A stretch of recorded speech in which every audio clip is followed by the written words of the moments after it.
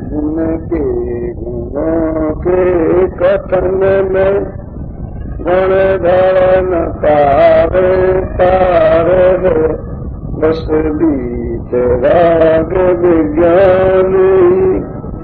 जिनके कथन का सार है, उन सर्वदर्शी सन्मति को बंधन सतबार है। भगवान महावीर और उनके सिद्धांतों की चर्चा चल रही है, जिनमें उनके जीवन, उनकी वाणी के प्रतिपादन केंद्र बिंदु भगवान आत्मा, प्रतिपाद्य अनेकांत, प्रतिपादन शैली श्यादवाद की चर्चा हुई है। प्रतिपादन शैली के अंतर्गत 4 अनुयोग वाली शैली भी आती है। जिन वाणी को हमने मां के रूप में याद किया है, दुनिया में यदि जगत का कोई रिश्ता है, सबसे रिश्ता तो पवित्र होता ही नहीं है, लेकिन यदि पवित्र माने तो मां और पुत्र अथवा पुत्री का रिश्ता ही सबसे ज्यादा श्रेष्ठ का माना जाता है। इसलिए हमने जिनवाणी से अपनी मां का रिश्ता जोड़ा है। जो बेटा अथवा बेटी अपनी मां की भाषा न समझता हो, उसके अभाग्य की महिमा हम कहां तक कहें। जिसे अपनी मां से बात करने के लिए दुभाषिये की आवश्यकता पड़े, उसकी क्या दशा होगी, ये हमारे को समझने जैसी बात है। इसलिए जिनवाणी माता की जो कथन करने की शैली है, जो कथन करने की भाषा है, उसे हमें जानना अत्यंत आवश्यक है। शैली की बात तो हम पूरे घंटे में करने ही वाले हैं, लेकिन 5 मिनट भाषा की बात भी करना चाहता हूं। हमारी मातृभाषा क्या है? क्यों शांति कुमार जी, क्या हिम्मत भाई? अंतर है ना? आपकी गुजराती, इनकी हिंदी, किसी की मराठी, लेकिन ये हमारी मातृभाषा है ही नहीं। तो कौन है? यदि जिनवाणी हमारी माँ है, तो हमारी भाषा, मातृभाषा अलग अलग कैसे हो सकती है? ये जिस माँ के लिए तुम माँ मान रहे हो और जिससे तुमने अपनी भाषा को जोड़ा है, यह उस माँ की बात नहीं।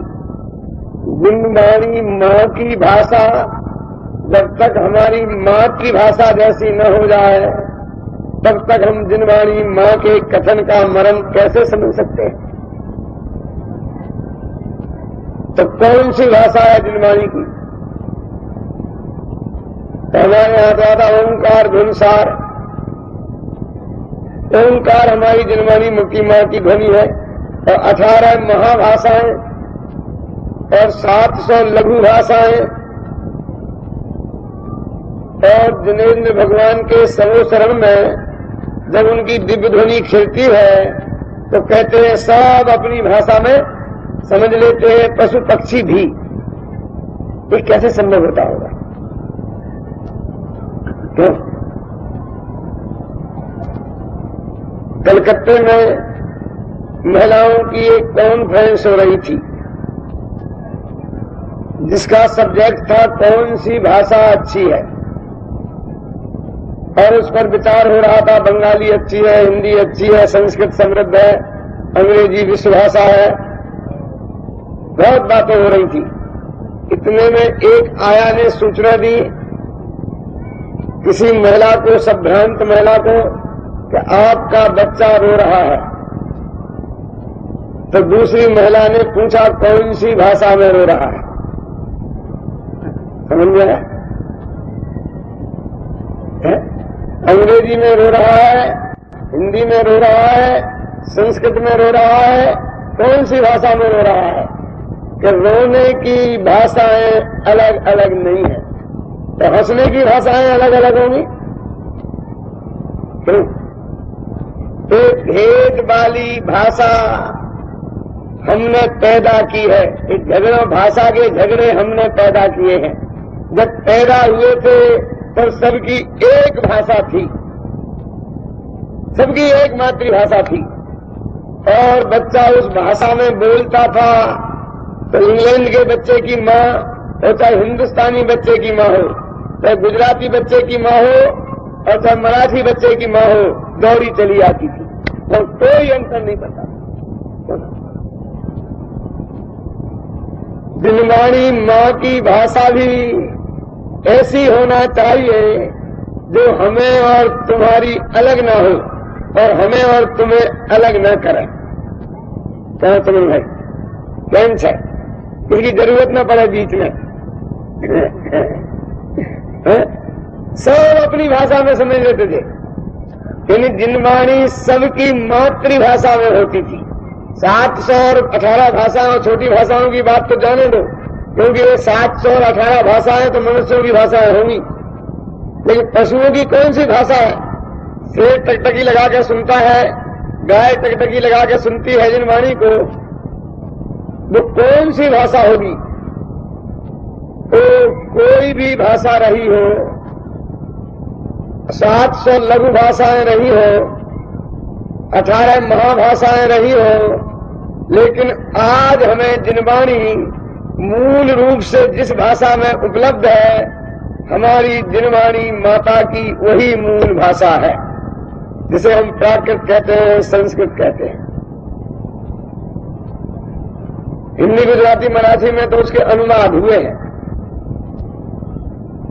जिसे हम दिनवाणी माँ कहते हैं, जिसे हम आगम कहते हैं, जिसे हम पूर्व ज्ञान कहते हैं, वो हमारा जिस भाषा में निबद्ध है, जब तक हम उस भाषा पर को न सीखें अलग बात है, लेकिन उस भाषा के सीखने को अनुपयोगी समझें, उस भाषा के सीखने में अपने समय की बर्बादी समझें, तो ये समझना चाहिए कि उसकी समझ की बलिहारी है। यानी माँ की भाषा सीखने के में जिसके समय की बर्बादी होती है। प्रेमचंद उपन्यास सम्राट ने एक लेख लिखा था जिसका ही शीर्षक था महाजनी सभ्यता। क्या चक्रवर्ती ने पढ़ा होगा, तमिलनाडु के हैं, हिंदी वालों ने नहीं पढ़ा होगा, क्योंकि पढ़ने को फुर्सत कराएंगे। महाजनी सभ्यता, उसमें क्या बात थी कि महाजनी सभ्यता मतलब समझे बनियों की सभ्यता, व्यापारियों की सभ्यता। पहले मुट्ठी भर व्यापारी होते थे, बाकी किसान होते थे, मजदूर होते थे, और सब होते व्यापारी मुट्ठी भर। और आज हर आदमी व्यापारी है। आज डॉक्टर भी व्यापारी है, वकील भी व्यापारी है, इंजीनियर भी व्यापारी है, सब व्यापारी हैं आज। तो उन्होंने कहा महाजनी सभ्यता, बहुत मार्मिक बात है। तो डॉक्टर एक मरीज के 50 रुपया लेता है और 10 मिनट उसे देखने में लगाता है। यदि बाप आए कि भैया तुमसे एक बात करनी है मुझे, कि बोलो पिताजी के जल्दी करो, कि तुमने 10 मिनट खराब कर दिए, 50 रुपए का नुकसान मेरा हो गया। बाप से बात करने में जिसे 50 रुपए चले जाए, समझ लेना कि वो महाजनी सभ्यता में प्रवेश कर गया है। और समझ में आ रहा है इसका? क्योंकि उसका समय कीमती हो गया है। तो बड़ी दिक्कत किस बात की है कि उसे 1 घंटे में 10 मिनट में 50 रुपए मिलते हैं, तो वो 10 मिनट दिनवाणी पड़ेगा तो सुनेगा कि मैंने 50 रुपया खो दिए, तो नुकसान हुआ। और 1 घंटा यदि पंडित जी का प्रवचन सुन लिया तो उसका मतलब हो गया 306 रुपया, 51 रुपया 10 मिनट के हिसाब से। और वो समझता है कि मैंने पंडित जी को अभी 306 रुपया भेज दिए हैं, क्योंकि मैंने उनका 1 घंटा प्रवचन सुन लिया है। तो इस महाजनी सभ्यता में किसी के माँ बाप भी बचने वाले नहीं है, धर्म तो कहां से बचेगा? जिससे दिनवाणी से वस्तु का स्वरूप समझकर अनंत संसार के दुख को मेटना है, उस जिनवाणी मां की भाषा समझने में जिस नालायक को समय की बर्बादी दिखती है, उसके अभाग्य की महिमा हम क्या कहें। हम न सीख पाए तो कोई बात नहीं, लेकिन सीखने को समय की बर्बादी माने, अंग्रेजी बिना तो काम चलता ही नहीं है। क्यों कलेक्टर साहब, विदेश में जाना हो, कहीं जाना हो, रेलवे स्टेशन पे, वो तो सीखना ही पड़ेगी, उसमें जीवन बर्बाद करेंगे। और उसमें समय की बर्बादी जिसे नहीं दिखती है, म्लेच्छों की भाषा सीखने में जिसे समय की बर्बादी नहीं दिखती है, और जिनवाणी मां की भाषा सीखने में जिसे समय की बर्बादी दिखती है, हम उनसे क्या बात करें। हमें पंडित थोड़ी बनना है, पंडितों के मुहताज बनना है।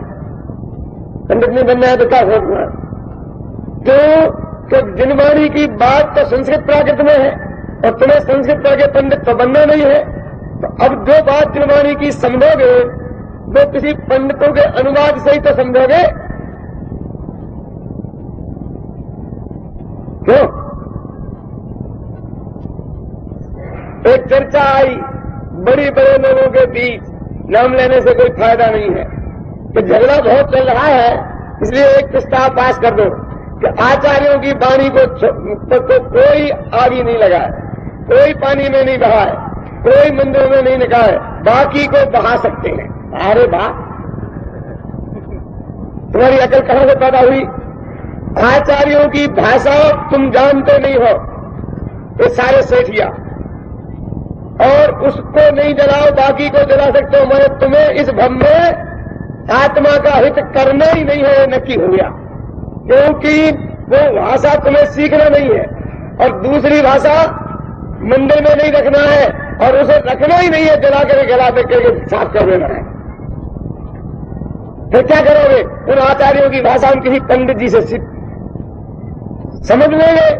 तो इन पंडितों से समझोगे तो महापंडित पेड़ोमल ने कौन सा पाप किया है? हमें वो भाषा आती नहीं जो हमारी जिनवाणी की मूल भाषा है, संस्कृत प्राकृत। और उसके अलावा जो बात भाषा वाले शास्त्र पंडितों के शास्त्र हैं, उनकी हमें छुट्टी कर देनी है। क्या अकल है तुमने? वो समझते हैं भाई सामने वाला पंडित का साथ खत्म करना है, तो ऐसा तो कह नहीं सकते कि पंडित हरिजन का साथ खत्म कर दो, कि कांजी स्वामी का साथ खत्म कर दो। इसलिए ऐसा करो पंडितों का। लेकिन पंडितों में पेड़ोमल भी आएंगे, जयचंद भी आएंगे, कैलाश चंद भी आएंगे, जगनमोहन लाल भी आएंगे, भूल ही जाते हैं।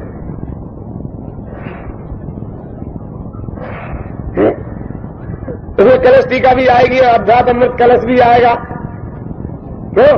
और महापुराण के अनुवाद भी आएंगे।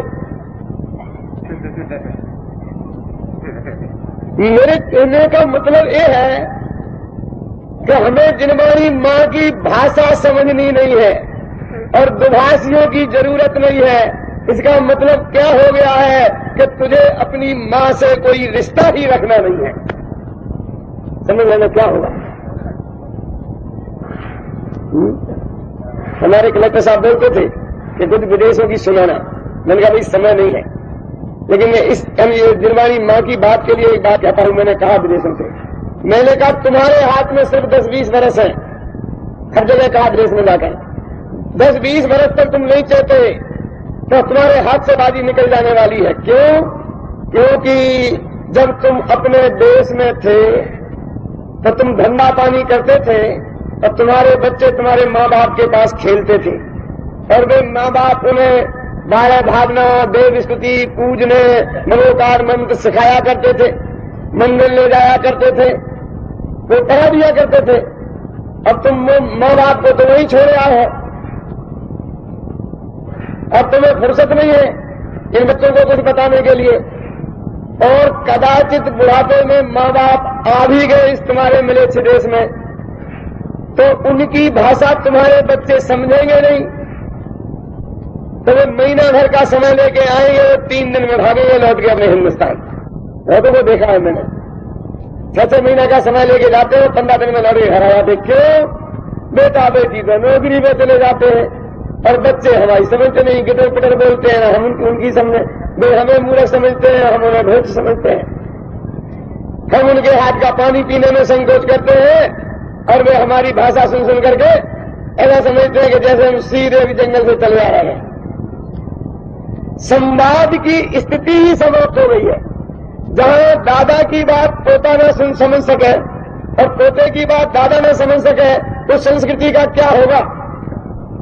इसलिए तुम्हें यहां आ गए हो। यदि अपने धर्म और संस्कृति की सुरक्षा करना है तो धर्म ही नहीं, अपनी मातृभाषा भी बच्चों को सिखानी होगी। आदमी जी एक संकट खड़ा हो गया है। वो कहते हैं कि तुम्हें हिंदी आती है, गुजराती आती है कि हाँ, तो घर में बच्चों को हिंदी क्यों नहीं बोलते हो? तो पंडित जी एक संकट है कि बच्चों की अंग्रेजी कमजोर न रह जाए, उन्हें मियाँ बीबी हम हिंदी में बोल लेते हैं और बच्चों से अंग्रेजी में बोलते हैं। समझे ना? क्योंकि अंग्रेजी कमजोर रह जाएगी। अंग्रेजी कमजोर रहने की बात तो अंग्रेजी तो मजबूत हो जाती है और मातृभाषा गायब हो गई। बात ये सब समाप्त हो जाएगी। अब तुम्हें चेतना हो तो चेत लो। तो हमारी ये व्यापारी कौम, हम अपनी मातृभाषा तो भूल ही गए। दिगंबर समाज का यह सौभाग्य है कि उसमें एक बीच का प्राणी मौजूद है। श्वेतांबर समाज में तो साधु है और गृहस्थ है, पंडित नाम का जीवाणु उसमें है ही नहीं।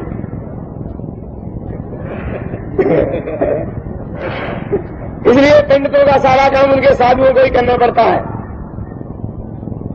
दिगंबर समाज का सौभाग्य है कि बीच का व्यक्ति मौजूद है, इसलिए तुम्हारी जिनवानी माता से तुम्हारा संवाद चालू है और तुम्हें एक को हटाने के चक्कर में आत्महत्या की कंसे सूझने लग गई है। इसलिए मैं तो हमारे अध्यात्म में भी ये रोग लगा था। संगत को शास्त्री करके हमें कौन सा मेरे पंडित बनना है? पंडित बनना है, पंडित बनना सीधा निगोद जाना हो। क्यों? और जो भाग्य से जिनने नहीं पढ़ पाई, दुर्भाग्य से वो कहने लगे हमें पंडित नहीं बनना, ये नहीं करना, ये नहीं करना, तो ऐसी भाषा बोलने लगे। मैंने कहा था एक बार लालचंद भाई से कि आप क्या कहते हैं, आपको मालूम है कि पंडित बनना पाप है? तो ये पंडित बनना पाप है तो पाप की फैक्ट्री का तो खोली आपने। ये जिनवाणी की भाषा है, ये जिनवाणी मां की भाषा है। विषय कसाई की तोषणे की भाषा में 20-20 साल तुमने गंवाए हैं और साल 2 साल जिनवाणी माता को की भाषा नहीं सीखना चाहते हो। अभी उम्र कितनी है? 20 वर्ष। 60-80 वर्ष तक जियोगे, 60 वर्ष तक दूसरों के माध्यम से जिनवाणी माता से बात करोगे। 1 वर्ष लगा के 59 वर्ष सीधी टेलीफोन से बात करोगे आचार्य महाराज से। क्यों? जिन पंडितों ने गड़बड़ी नहीं की हो उनके साथ तो रहने दो, और जिनने गड़बड़ी कर दी हो, जिनवाणी मां की भाषा जानता नहीं है और ये कहता है जिनने गड़बड़ी कर दी हो उनके हटा दो। लेकिन ये निर्णय कौन करेगा कि इनने गड़बड़ी करी और इनने नहीं करी? क्योंकि तू तो जिनवाणी मां की भाषा ही नहीं जानता है। समझ में आया कि नहीं आया? तो भी हम पंडितों से ही पूछेंगे। तो जिस पंडित से पूछोगे वो पंडित कहेगा उस पंडित ने गड़बड़ी की है, मैंने नहीं की है।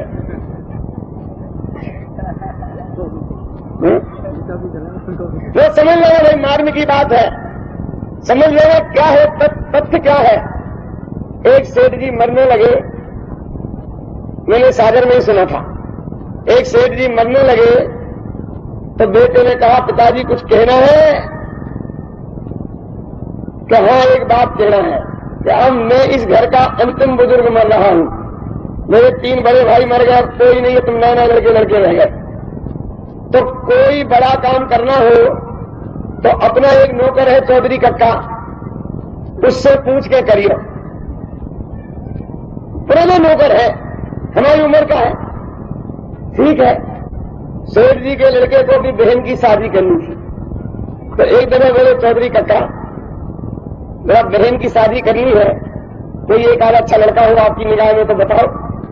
तो पिताजी क्या कहते हैं चौधरी कक्का से पूछ लेना, बड़ा काम करना हो तो। तो चौधरी कक्का बोले कि भैया है तो एक अपना भांजा है, एक अपना भतीजा है, एक अपना बाबू भी है। तो उसको लगा के क्या हो गया, पैरों के नीचे से जमीन खिसके, ये आदमी मेरी बहन के लिए अपना बेटा बताता है। लेकिन पिताजी कह गए थे कि बुजुर्गों में एक ही शेष है, इसकी इज्जत रखना और सलाह लेना, इसलिए बेचारा नीति करने करके चुप चला गया, कुछ कहा नहीं, लेकिन एकदम अंदर से गुस्सा होकर चला गया। 3 दिन तक उसे बोला ही नहीं नौकर से। अगले दिन चौथे दिन वो नौकर बोला, चौधरी कक्का बोले भैया तुम बोलत नहीं आजकल क्या बात है? कुछ नहीं कैसे बात है क्या? कि चौधरी कक्का हमारे पिताजी मरते मरते कह गए थे कि कोई बात हो तो चौधरी कक्का से पूछियो, इसलिए हमने पूछी। हम समझते कि तुम ऐसी बात करोगे तो हम तुमसे पूछते ही नहीं कि गलती क्या हो गई कि तुम अपना लड़का बताते हो, तुम समझे नहीं कि क्या कि मैंने एक हाथ बहन की शादी जैसा काम करना हो तो दूसरों से पूछ पाछ के मत करना, अपने मन से सोच समझ के करना, क्योंकि जिससे पूछोगे वो अपना भाई भतीजा और अपना बेटा बताएगा। समझ में आया ना? इसलिए जिनवानी मां से उसके मरण की बात समझना है तो पंडितों से मत समझना, सीधी समझना, और सीधी समझने के लिए उसकी भाषा समझनी पड़ेगी। लेकिन ये भला आदमी जिनवानी मां की भाषा भी नहीं समझना चाहता है और संवाद उससे बीच वाले से बात नहीं करना चाहता है, बीच में क्या बोलते दुभाषिया रखना नहीं चाहता है। इसका मतलब है कि इससे जिनवानी मां से कोई संवाद ही नहीं करना है, इसकी जरूरत ही नहीं है, इस स्थिति में आ गया। क्यों? वाल्मीकि जी कहा करते थे, इस सागर में सैकड़ों बार कहा होगा कि दुनिया में 72 कलाएं हैं, लेकिन बुंदेलखंड में 73 है।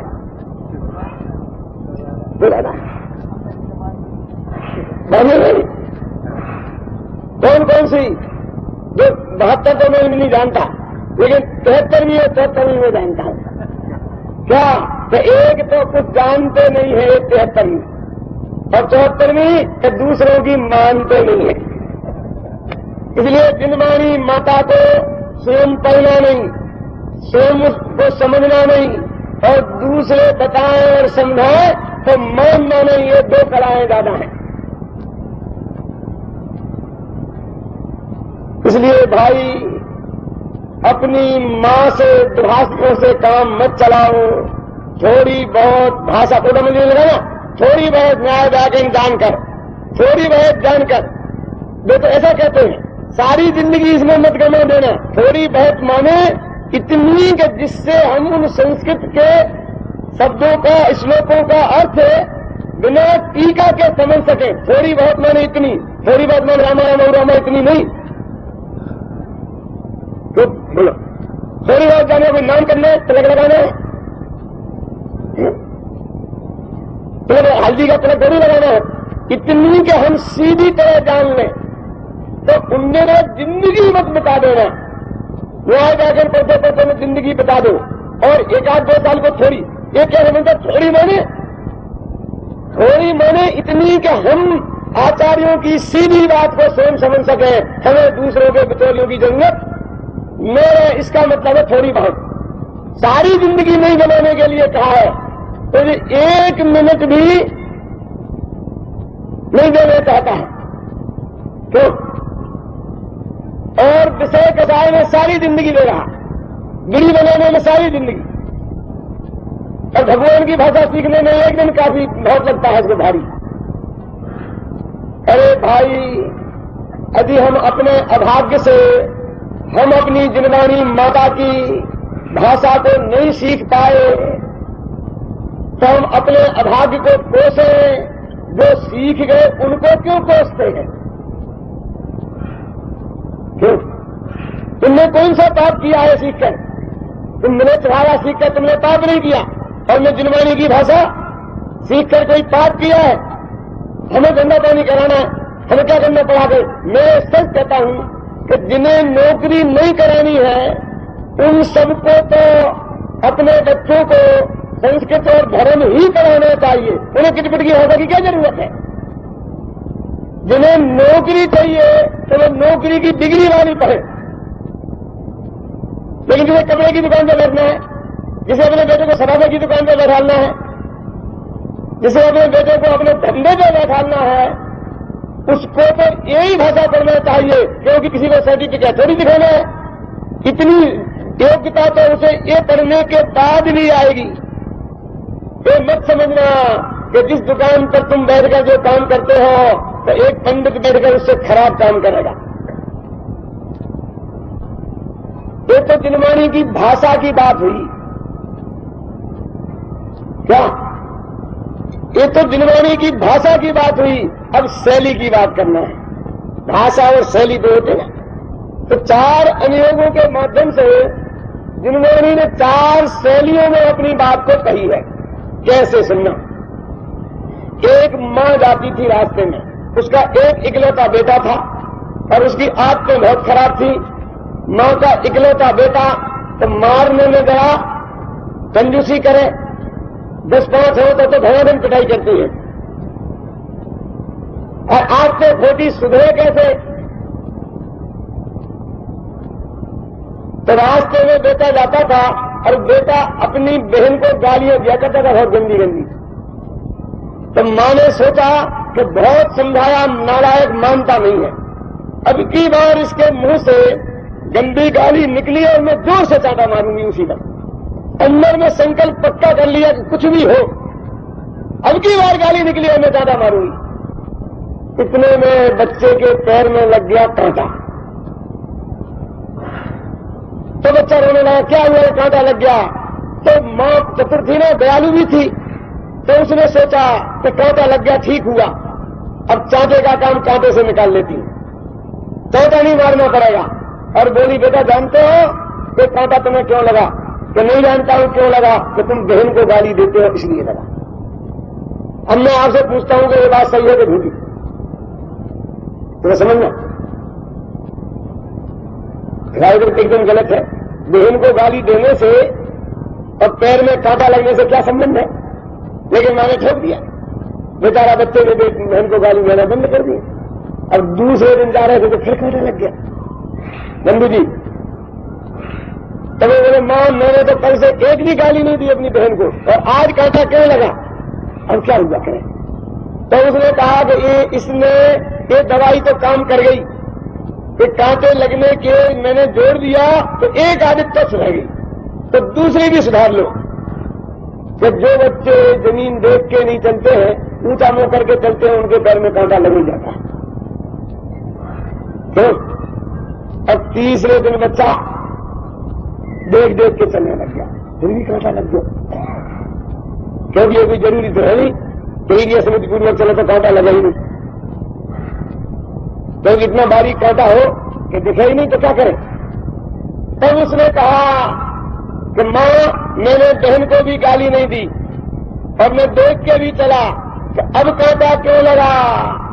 तो उन्हें कहा, भैया पहले तुमने किसी के पैर में कांटा चुभाया होगा पूरा धम में, और वे कर्म बंधे होंगे और दो उदय में आए तो तुम कितने ही देख के चलो। वर्तमान योग की शैली से वो छोटमंजी ने लिखा, तो ये नियम नहीं है कि वर्तमान योग जिस पाप का जो फल हो वो ही बता, वो किसी पाप का फल कुछ भी बता सकता है। जैसे उदाहरण दिया उन्होंने कि रावण नरक गया, तो कह दिया कि क्यों गया? कि उसने परस्त्री का हरण किया था, तो उससे जोड़ दिया कि इस कारण नरक गया। समझ में आया?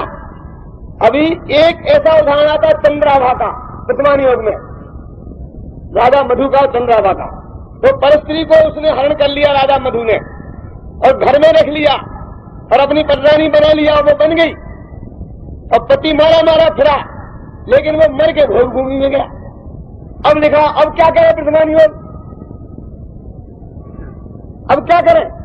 तो उसने उस बात को तो गौण कर दिया, क्योंकि रावण ने सीता का हरण किया था, जबरदस्ती नहीं की थी, पटरानी बनाया नहीं था, लेकिन इसने तो हरण भी कर लिया, बना भी लिया और वो बन भी गई और पति रोता रोता मर गया।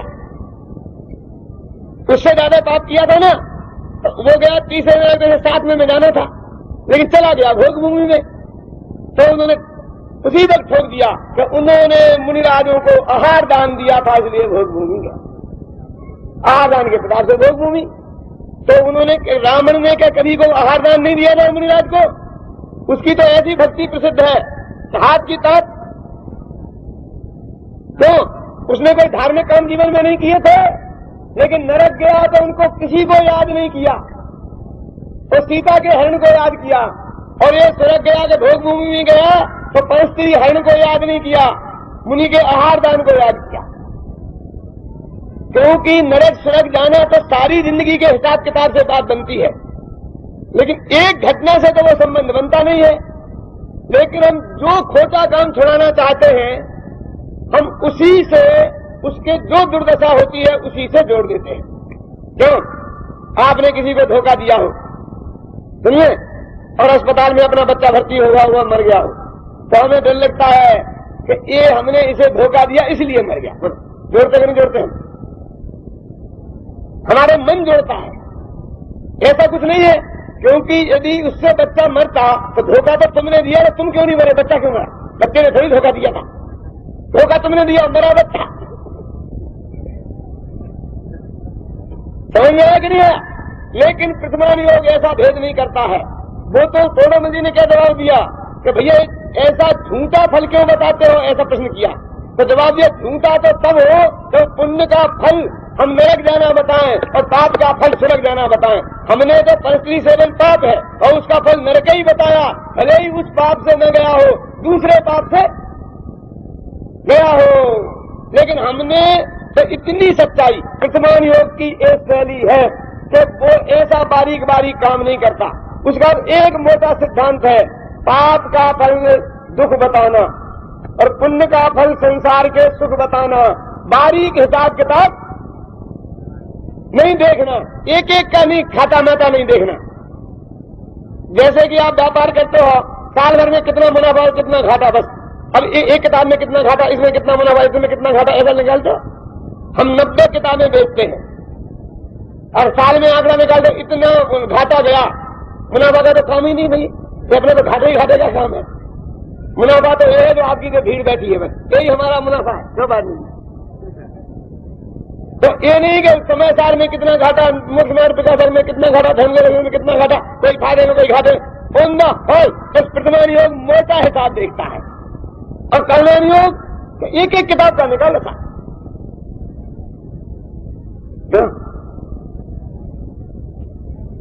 ये जिनवाणी माँ की 4 अनुयोगों की अलग अलग शैली है।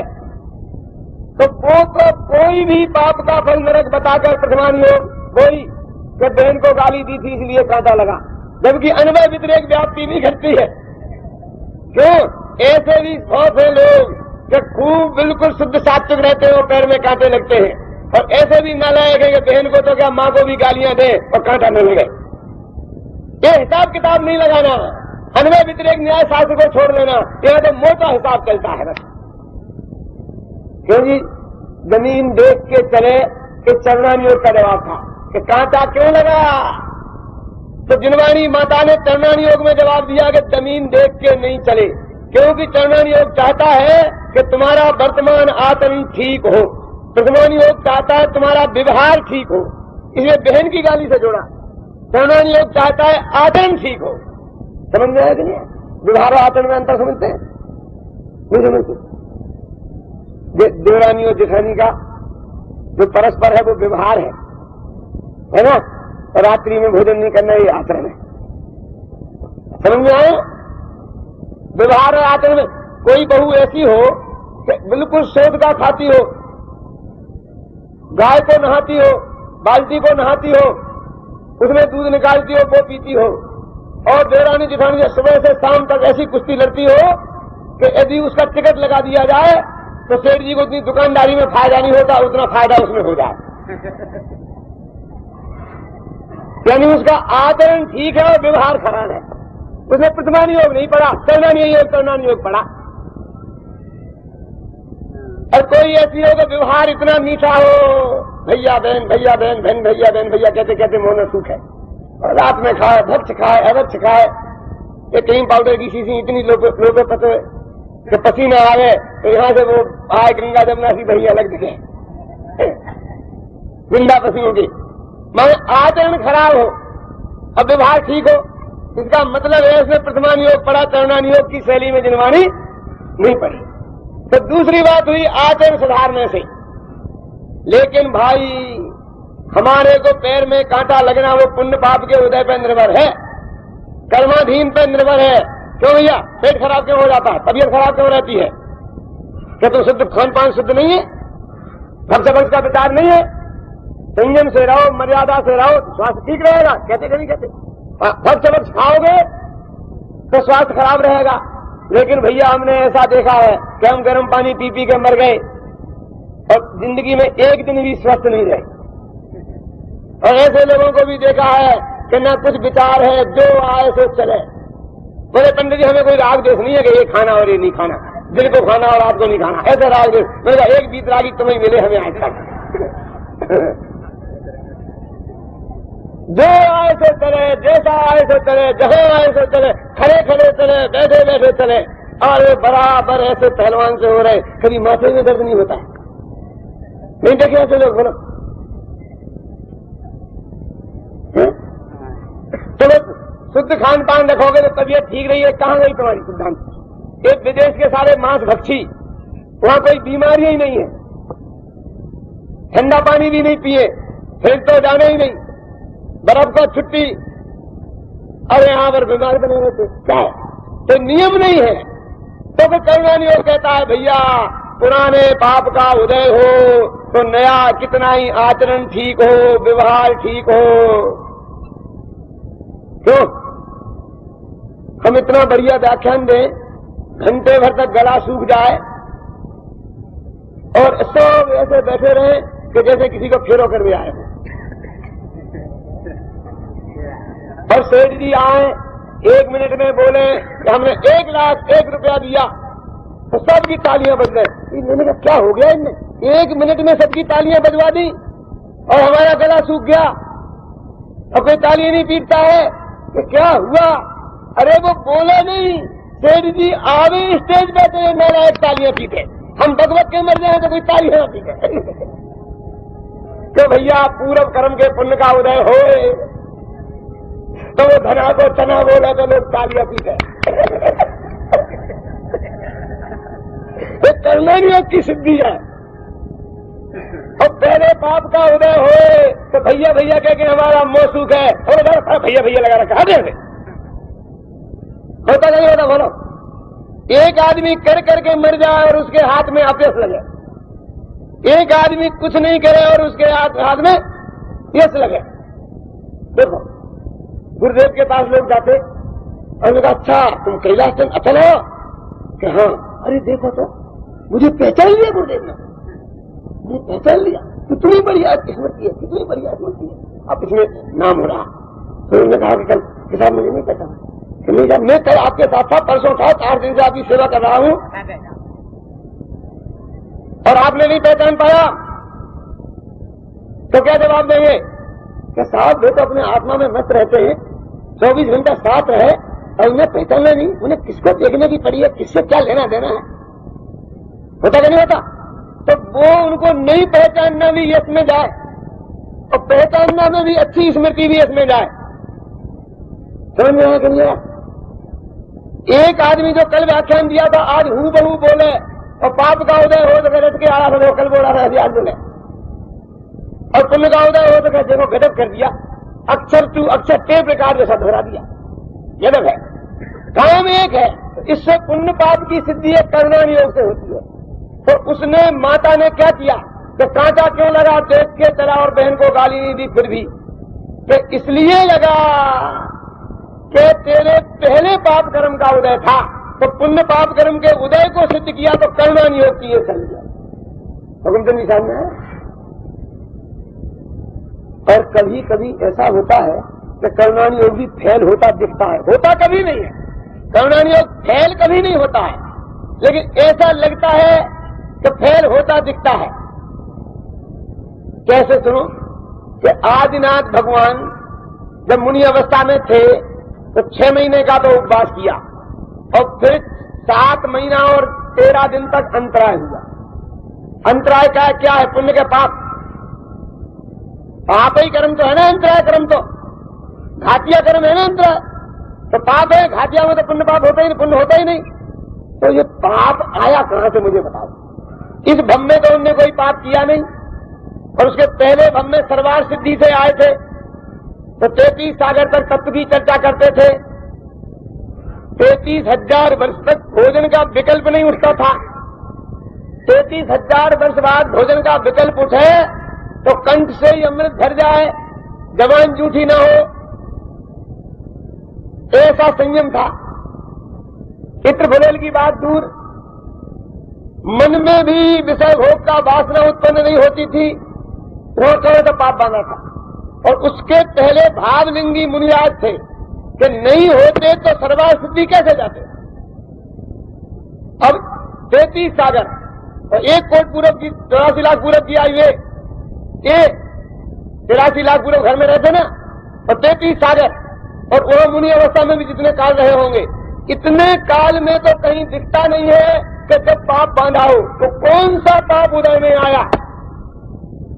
दिखता है भैया, बड़ा गड़बड़ दिखता है। तो कहते भैया एक एक दाने दाने पर खाने वाले का नाम लिखा है। जब तक किसी दाने पर उनका नाम लिखा ही नहीं था तो उनके पेट में दाना कैसे पहुंचता। जो दाना, जो गन्ने का रस उनके पेट में अक्षय तृतीया के दिन जाना था, वो गन्ना अभी बोया ही नहीं गया था। मैंने जिस द्रव्य का, जिस क्षेत्र में, जिस काल में, जिस भाव से जो होना है वो ही होगा। ये सिद्धांत वहां याद करना। ये जिनवाणी माता 4 शैलियों में बात करती है। एक बोलते हैं प्रथमान योग की शैली, दूसरे को बोलते हैं चरणान योग की शैली, तीसरे को बोलते हैं करुणान योग की शैली, और चौथे को बोलते हैं द्रव्यान योग की शैली। हमको भ्रम खड़ा हो जाता है कि आज तो कांटा लगा बिना देखे चलने से, ऊपर को मुंह देख उठा के चलोगे तो ऐसे ही होगा। कल कांटा लगा पाप के उदय से, परसों कांटा लगा लगना था तो लगना था। ये क्या चक्कर है? ऐसा बोलते कि नहीं पंडित जी एक जवाब तो दो। तो एक जवाब कहां दें? जिस अनुयोग की भाषा में बात हो रही हो उसी अनुयोग की भाषा में जवाब दिया जाएगा। जिनवाणी मां कभी अपने बेटे का अहित नहीं चाह सकती। ये मर्म है, ये अंतिम बिंदु है ना, समझना बदली साहब। मां अपने बेटे का कभी अहित नहीं चाह सकती, इसलिए जिनवाणी मां की बात वो किसी भी अनुयोग की क्यों ना हो, उसमें से हमें अपना हित ही निकालना चाहिए। यदि अहित निकलता है तो समझ लेना हमने जिनवाणी मां का अभिप्राय नहीं समझा है। ये जो प्रथमान योग में पुराण लिखे हैं वे तुम्हारी विषय कसाय के पोषण के लिए नहीं लिखे हैं। भरत चक्रवर्ती को 96,000 रानियों के लिए याद नहीं करना, अंतर बहुरत में केवल ज्ञान लेने के लिए याद करना।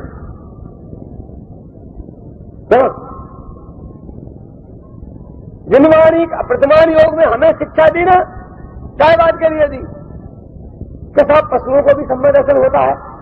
अरे सम्मय दर्शन फिर होता है। शंभू रमन समुद्र में इतने त्रिंच पड़े हैं, अनुवृत्ति क्यों? और ऐसा पढ़ा और क्या कहे कि वे जो समुद्र में पड़े जीव है, अनुवृत्ति है, वे इकहरे छन्ने से पानी छान के पीते होंगे, मलमल से के खादी से। वहां कहां खादी हो, कहां मलमल, कहां लोटा और कहां छाने, ऐसी बहस निकाल कर और क्या निकाले कि इसलिए अनुवृत्ति भी अनछना पानी पी सकते हैं। तो समझ लिए भैया गजब हो गया कि तूने अमृत में से भी जहर निकाल लिया। तेरे इस पुरुषार्थ को जागृत करने के लिए वो त्रिंचों के व्रत बताए थे कि तू कहता मैं क्या करूं, मैं तो दीन हूं, हीन हूं, मैं नहीं कर सकता हूं। त्रिंच कर सकता है तो तू क्यों नहीं कर सकता? इसके लिए अनछने पानी की पुष्टि के लिए नहीं बताए थे। लेकिन उसका हुआ क्या कि जा तू ऐसे संयोगों में पहुंच जा तो तेरे को वृद्ध भी हो जाएंगे और अनछने पानी की। लेकिन यहां तो चाहिए फ्लश लैट्रिन का कमरा, सुविधाएं तो चाहिए मनुष्य की, और सम्य दर्शन चाहिए पशु का, अवश्य भक्षण चाहिए पशुओं का, और सुविधाएं चाहिए मनुष्य की। समझ में ना? चक्रवर्ती भगवान की बड़ी ध्वनि खिल रही थी और छोड़ के 60,000 वर्ष लड़ने को निकल गए थे, और हम चले गए 2 दिन को बिना, तो क्या हो गया? तुम हमें डांट रहे हो कि सिविल लग रहा था, तुम ठंडे पानी में चले गए, तुम दुकान पे बैठे हो। भरत चक्रवर्ती से नहीं क्या कुछ? जब भगवान की दिव्य ध्वनि खिली थी, तुम्हारी वाणी भगवान की दिव्य ध्वनि से तो बड़ी नहीं है। तो बारे बार तूने भरत चक्रवर्ती का चरित्र जिनवाणी नहीं सुनने की शिक्षा के लिए उपयोग किया है। क्यों? हमने कहा भैया क्यों लड़ रहे हो? भाई भाई होकर लड़ते हो, शर्म नहीं आती है? कि भैया तो बाहुबली को शर्म कहां आई थी जो हमें आए? वे भी तो लड़े थे। तो लड़ाई सिद्ध करने के लिए पितमान योग नहीं है। मैंने कहा भैया लड़े थे, बात तो सही है, और लड़ने के बाद 2 में से एक दीक्षा ले गया था, तुम में से कौन सा दीक्षा ले जाने वाला है? चले हमने यहीं तक पढ़ा था।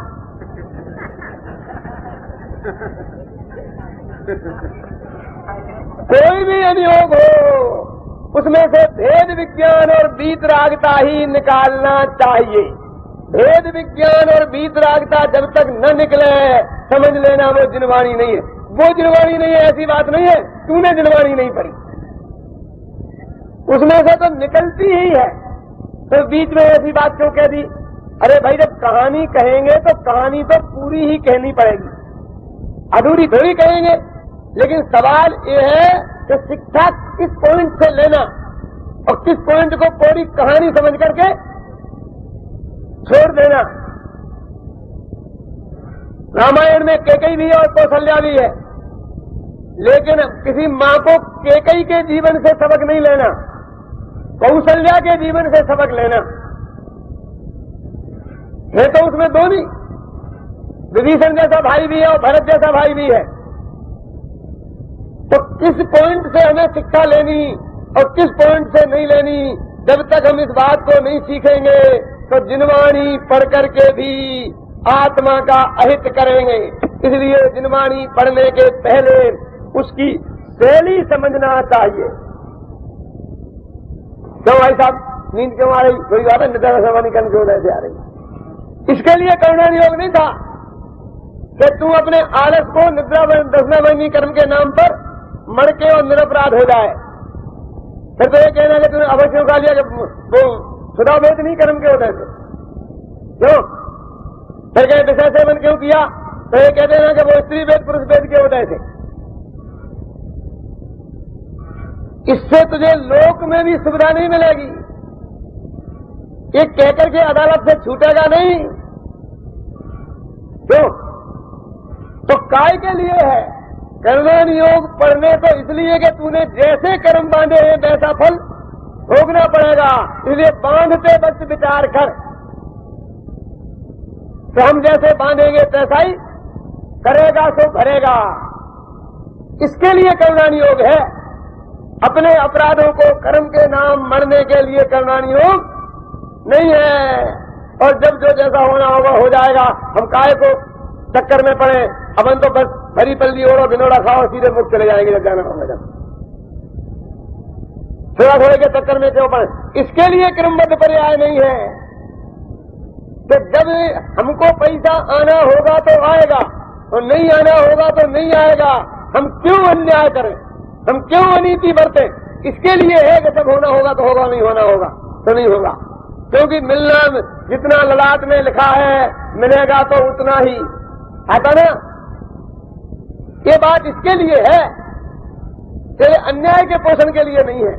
तो समझ लेना चाहिए कि जिनवाणी का कोई भी अनुयोग पढ़कर हमारी बुद्धि में उससे हमारा सदाचार विकसित होता है, सद्व्यवहार विकसित होता है, तो समझना चाहिए कि हमने जिनवाणी पढ़ी है। और दुराचार विकसित होता है और असद व्यवहार विकसित होता है, हमारी रुचि आत्मा से हटके पर की तरफ जाती है, तो समझ लेना चाहिए कि हमने जिनवाणी पढ़ी ही नहीं है। हम तो परिणाम देखते हैं। क्या आपका बेटा पढ़ा लिखा है? कि हाँ पढ़ा लिखा है। तो कितना पढ़ा है? कि 2 लाख का। हमने तो उसकी पढ़ाई में 2 लाख खर्च करे हैं। अब वो चाहे फैलवा हो चाहे पास हो, ये कभी नहीं देखा। हमें तो 2 लाख का पड़ा है और हम ये कहते हैं तूने कितना खर्च किया है, इससे हमें कोई लेना देना नहीं है। हमें तो ये बताओ कि तुमने क्या पढ़ा है, उपलब्धि क्या है।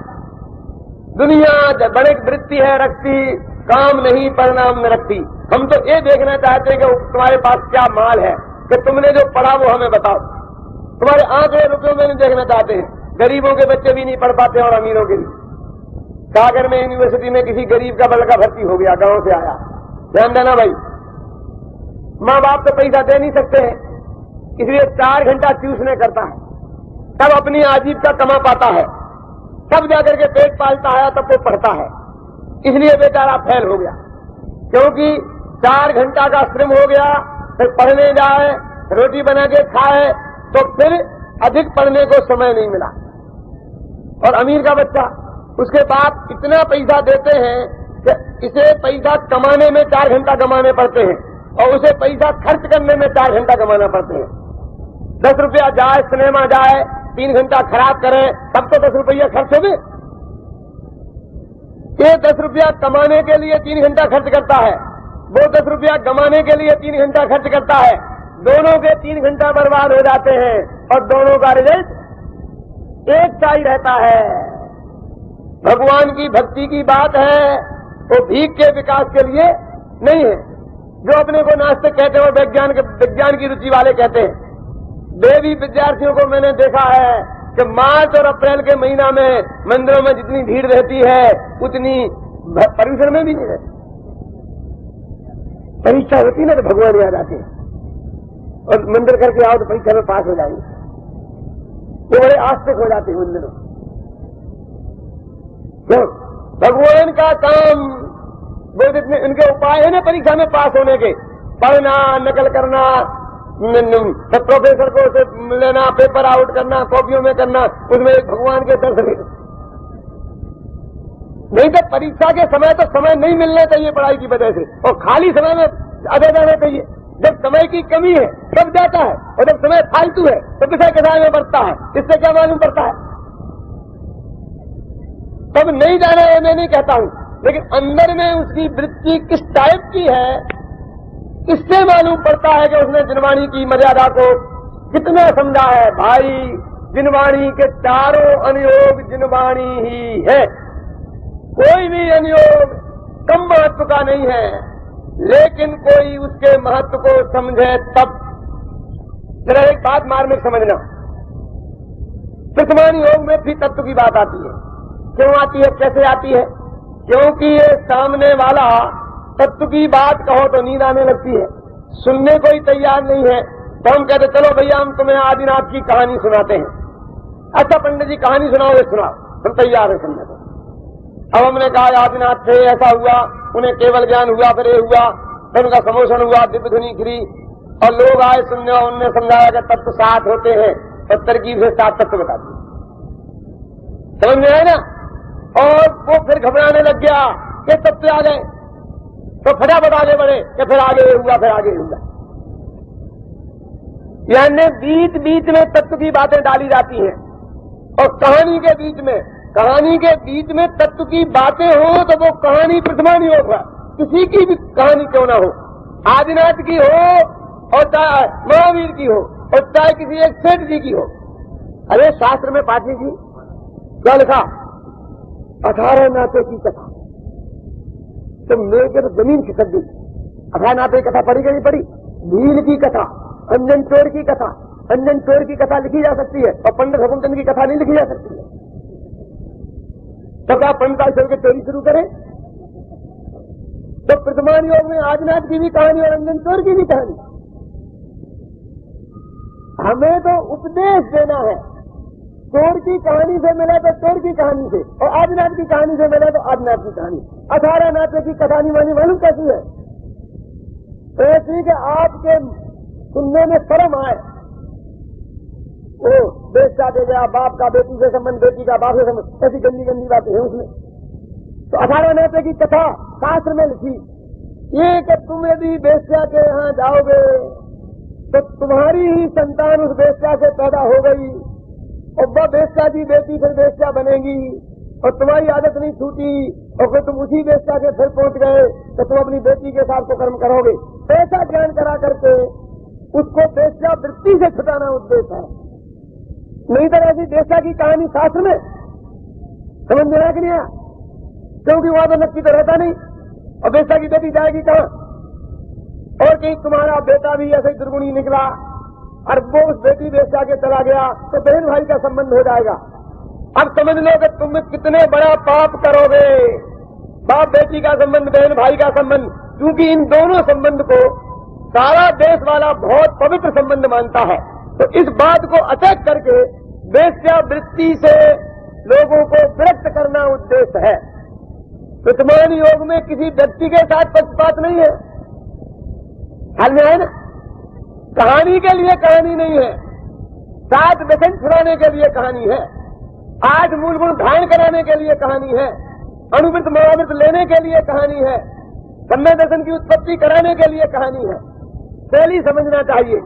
और तू वो वेश्या की कहानी में रस ले तो समझ ले तूने तो स्कूल स्टेशन में बिकने वाली गंदी किताब ही पढ़ी है और उसमें से वो मर्म समझे कि क्या बताना चाहते हैं। उसका एक उद्देश्य है।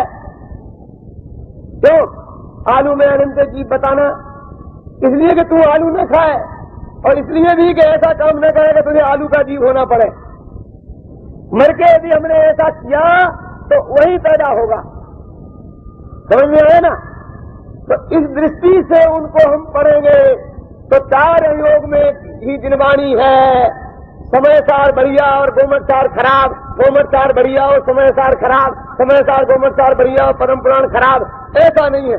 चारों योग ही जिनवाणी है। लेकिन उसकी समझने की शैली जब तक हमारे ख्याल में नहीं आएगा, जैसे कि भाई उस तरह तो बाल बनाने के काम ही आता है, लेकिन बंदर के हाथ लग जाए तो वो अपनी नाक भी काट सकता है। जिनवाणी तो कर्म काटने के लिए ही है। अनाड़ियों के हाथ में वो धर्म भी काटने लगती है। इसलिए जिनवाणी पढ़ने के साथ साथ जिनवाणी के निरूपण की शैली को भी समझना चाहिए। उसकी भाषा